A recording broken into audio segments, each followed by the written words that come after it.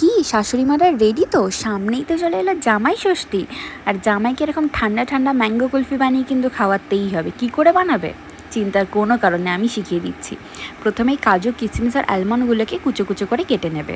এরপর গ্যাসের ওপর বসিয়ে দেবে একটা ননস্টিক প্যান। তারপর নিয়ে নেবে দুধের প্যাকেট, আর এই দুধটাকে ফুটিয়ে ফুটিয়ে কিন্তু আমাদের রাবড়ি করে নিতে হবে। এইখানে আমি 2 প্যাকেট দুধ ইউজ করেছি। এরপর এটাকে ফুটিয়ে নিই। দেখো গ্যাস জ্বালাতেই কিন্তু ভুলে গেছিলাম, তো গ্যাসও জ্বালিয়ে নিলাম। এরপর দুধটাকে আমরা ভালোভাবে জাল করবো, আর জাল করতে করতে দিয়ে দেবো হচ্ছে লবঙ্গ আর এলাচ, যাতে দুধ থেকে একটা সুন্দর সুবাস বেরোয়, আর সেই সুবাসটা একদম জামাইয়ের নাক অবধি পৌঁছে যায়। এরপর দিয়ে দেবো গুঁড়ো দুধ, আর গুঁড়ো দুধ দেওয়ার পরে কিন্তু খেয়াল রেখো যাতে তলাতে কোনোভাবেই বসে না যায়।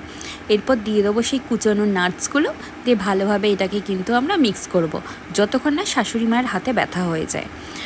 এরপরে দিয়ে দেবো হচ্ছে চিনি। চিনিটা দেবে জামাইয়ের পছন্দ অনুযায়ী, জামাই কীরকম মিষ্টি খায় সেই অনুযায়ী।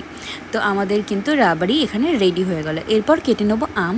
আম তো এখানে দিতেই হবে, যেহেতু আমরা আম দিয়েই বানাচ্ছি কুলফিটা। তো আমি একটু ডিজাইন করে কেটেছি, বা তোমাদের প্রয়োজন নেই, এটা তো আমরা মিক্সিতে পিউরিই বানাবো।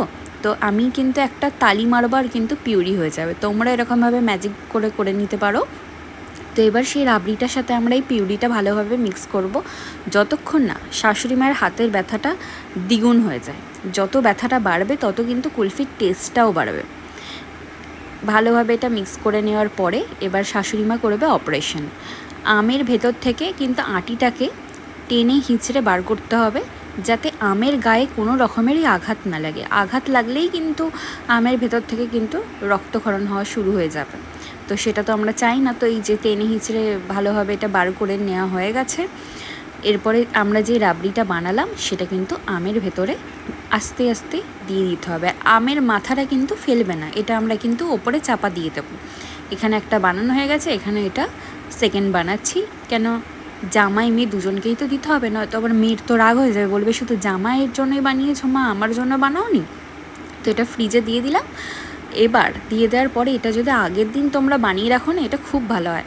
দুপুরবেলা একদম জামাই এসে খাবে পেট পুড়ে, তারপর একটু পরে এই ঠান্ডা ঠান্ডা ম্যাঙ্গো কুলফিটা যদি জামাইকে দেওয়া হয়, তাহলে একদম জামাইয়ের মাথা মন সব কিছু একদম ঠান্ডা হয়ে যাবে। আর হ্যাঁ, এটা কাটার সময় কিন্তু শাশুড়ি মাদের বলছি, তোমরা কিন্তু ধীরে সুস্থে কেটো, নয়তো কিন্তু আঙুল হাত সব কেটে যেতে পারে। কেন কি, এটা ফ্রিজে রাখার কারণে এটা ভীষণ শক্ত হয়ে যায়।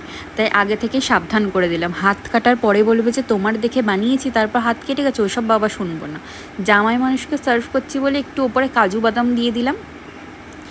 কাজু বাদাম দেওয়ার পর এটা কিন্তু দেখতে আরও বেশি সুন্দর লাগছে। তোমরা চাইলে একটু পিস্তাও দিতে পারো। এই যে এরকমভাবে যখন জামাই খাবে, তারপর তো শাশুড়ি মায়ের নাম করবে। তো চলো, সবাইকে জামাই ষষ্ঠীর শুভেচ্ছা, সবাই ভালো থেকো।